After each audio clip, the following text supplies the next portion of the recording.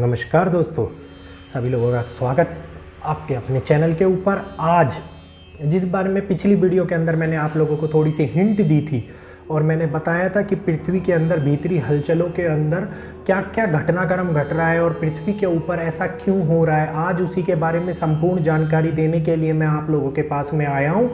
और इस जानकारी से आप लोगों को ये पता लग जाएगा कि पृथ्वी के भीतरी भाग के अंदर इतने सारे भूकंपों का आना, ज्वालामुखियों का फूटना, उसका मेन कारण क्या है, क्यों ये सारे हो रहे हैं। और इसके बारे में जो अगली वीडियो है उसमें मैं आपको पहले से ही हिंट दे रहा हूँ, ये बात बताऊँगा कि भविष्य मालिका में भी इस बात की चर्चा की गई है और इस बात को संपूर्ण रूप से बताया गया है। पहले आज बात करते हैं कि ये सारा घटनाक्रम क्यों घटित हो रहा है और किस प्रकार से ये जो कहा गया है कि सूरज पश्चिम से उगेगा, तो क्या सूरज सच में पश्चिम से उगने वाला है और वो कितनी जल्दी घटित होगा और कब तक घटित होगा, तो ये सारी बातें आज इस वीडियो के अंदर हम एक एक करके कवर करेंगे। सबसे पहली बात, जो पृथ्वी में लगातार भूकंपों का आने का सिलसिला चालू हो गया है, वो पृथ्वी के आप लोगों को सभी को पता है कि पृथ्वी की प्लेटों के खिसकने के कारण भूकंप की तरंगें उत्पन्न होती है और वो तरंगें कई बार इतनी ज़्यादा विकराल रूप की होती है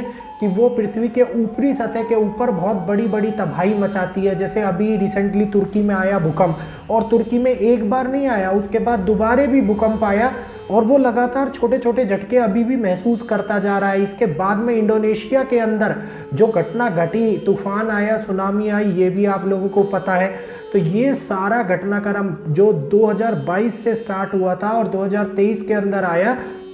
ये बात मैं आप लोगों को बता दूं कि मोस्टली जितने भी भूकंप होते हैं वो सारे भूकंप या तो अमावस्या के दिन पे आते हैं या फिर पूर्णिमा के आसपास में आते हैं। तो ये बात आप लोग समझिए कि चंद्रमा की दृष्टि के जो ये जुड़ी हुई होती है, उस कारण पृथ्वी के अंदर बहुत बड़ी हलचल उत्पन्न होती है, जिस कारण अमावस्या के आसपास या पूर्णिमा के आसपास भूकंप आते हैं, जो बड़े भूकंप भी हो सकते हैं। तो ये सारी चीज़ें अगर आप लोग देखोगे तो नक्षत्र मंडल की स्थितियों को देख के पिछली कब कब भूकंप आए थे, कौन सी डेट में कौन से देश में आए थे, उससे आप अंदाजा लगा सकते हो कि उस टाइम में क्या योग बन रहा था। तो अब हम बात करते हैं पृथ्वी के ऊपर 2019 तक पृथ्वी का आंतरिक कोर, जिसे इनर कोर कहा जाता है, वो घूमना बिल्कुल बंद हो गया था और साइंटिस्टों का ये भी मानना था कि वो कोर अब घूमने की बजाय ठंडा होता जा रहा है और जब वो कोर ठंडा होएगा तो पृथ्वी का भीतरी भाग बहुत ज़्यादा भारी हो जाएगा, जिस कारण गुरुत्वाकर्षण बल जो होगा वो विपरीत कार्य करने लगेगा। तो ये बातें सारी साइंटिस्टों के माध्यम से नासा की वेबसाइट के ऊपर आप अर्थ वाले सेक्शन में जाके इसको सर्च कर सकते हैं, वहाँ से आपको संपूर्ण रिपोर्ट मिल जाएगी और सारी बातें आप लोगों को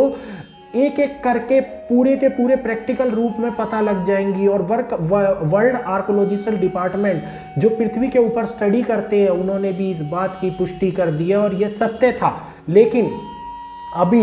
2022 के एंड से पृथ्वी का आंतरिक कोर उल्टा घूमना शुरू कर दिया है।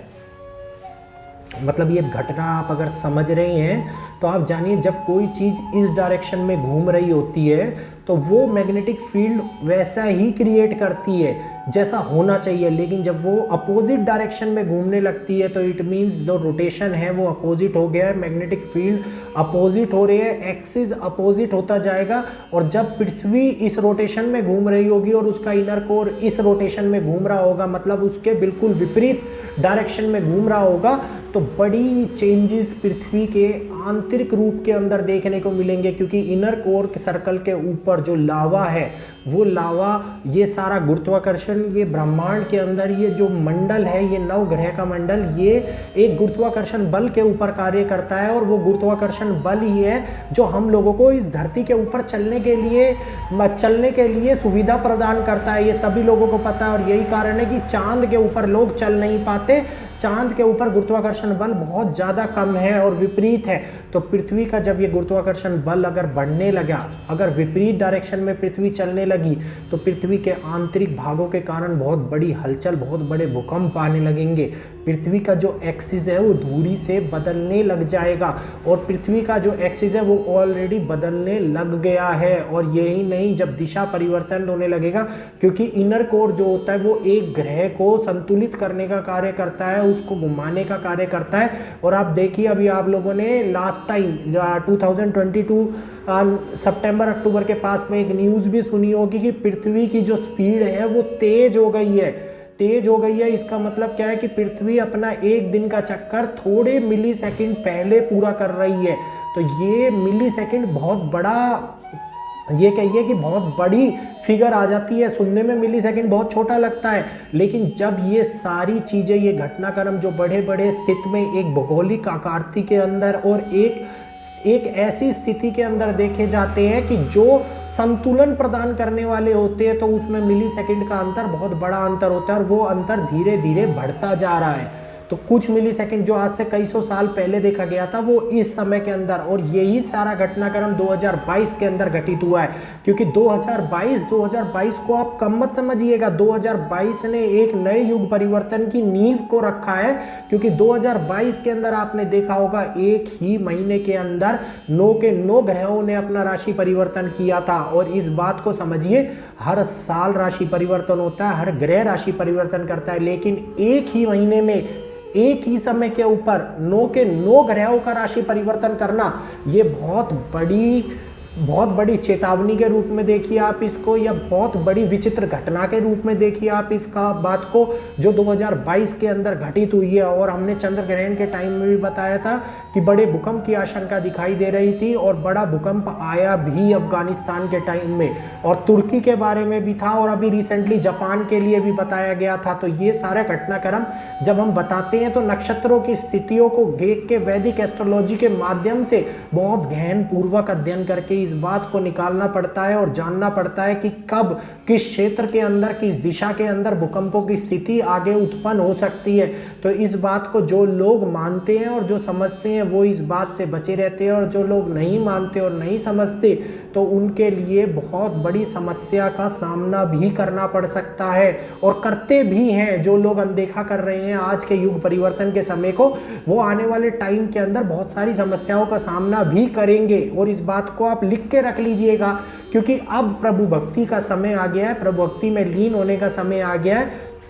खप्पर योग एक बारी ऑलरेडी आ चुका है, और खप्पर योग ने दिखा दिया अपना तांडव। तुर्की के अंदर जो हुआ वो उसके बाद ही घटित हुआ है, इंडोनेशिया में जो घटित हुआ है वो उसके बाद घटित हुआ है। और अमेरिका के हालात आपने देखे होंगे कि अमेरिका के अंदर न्यू मर्सी, कैलिफोर्निया, ये सारी जगहों के ऊपर तूफान ने आफत मचा रखी है, बहुत बड़े क्षेत्र के अंदर तबाही मचा रखी है। तो पृथ्वी अपने ऊपरी सतह को दोबारा से बनाने का कार्य कर रही है, दोबारा से परिवर्तित करने का कार्य कर रही है। जो मनुष्य ने टेक्नोलॉजी के माध्यम से बहुत बड़े बड़े चेंजेस करे हैं, उनको हटा के दोबारा से उनको सुगठित करने का कार्य कर रही है। तो इस बात को समझिए, जानिए, और इस युग परिवर्तन के समय को समझिए। अगर आज की वीडियो अच्छी लगी हो तो वीडियो को लाइक कीजिए, चैनल को सब्सक्राइब कर बेल आइकन को ऑल पे कर लेना, ताकि आने वाली अगली वीडियो आपको नोटिफिकेशन के माध्यम से मिलती रहे। फिर मिलूंगा आपसे आप ही के अपने चैनल के ऊपर। आज की इस वीडियो देखने के लिए सभी लोगों का दिल से बहुत बहुत धन्यवाद।